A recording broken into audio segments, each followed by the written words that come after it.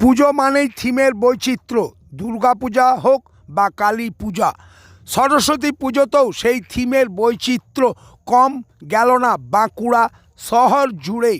বাঁকুড়া ভৈরবস্থান এলাকাতেই এবারে সরস্বতী পুজো উপলক্ষেই থিম করলেন এক টুকরো আন্দামান। এই পুজো কমিটির কর্ণধার রাজু নন্দী বাঁকুড়া এক্সপ্রেস টিভির মুখোমুখি হয়ে এমনটাই জানালেন। তিনি জানালেন, বর্তমান যুব সমাজ প্রাকৃতিক দৃশ্য এবং পরিবেশ থেকে বঞ্চিত হচ্ছেন, তাই তাদেরকে অবগত করতেই এই থিমের উদ্ভাবনা হয়েছে তাদের মস্তিষ্কে।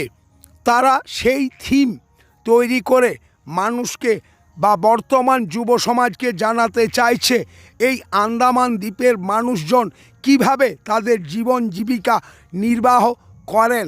এবারে তাদের থিমের বাজেট 5 লক্ষ টাকা। ওদের যারা পাবলিক দেখার তারা তো দেখতে আসবে, ওদের সাথে তো আমাদের কিছু করার নেই। এবারে থিমের বাজেট কত? 5 লক্ষ টাকা। কি নাম আপনার? রাজু নন্দী। এখন তার সভ্য মানুষ তো, আর যারা হচ্ছে আন্দামানে, যারা হচ্ছে যে জাতিগুলো পিছিয়ে আছে, হ্যাঁ, তাদেরকে নিয়ে এই চিন্তাভাবনা, হ্যাঁ, সেই হিসেবেই সেই থিমটা ফুটিয়ে তোলা। আর সমস্ত প্রাকৃতিক জিনিসই তৈরি করা হয়েছে, বিভিন্ন ধরনের গাছের পাতা, গাছের ফুল, গাছের ফল, এইগুলো দিয়ে তৈরি করা হয়েছে।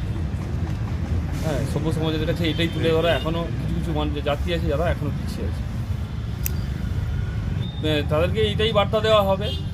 হ্যাঁ, মোবাইল দেখে দেখে শিশুরা যে ভবিষ্যৎটা খারাপ করছে, হ্যাঁ, সেটা যাতে তাদের দৃষ্টিভঙ্গিটা ঠিক হয়, সেই জন্যই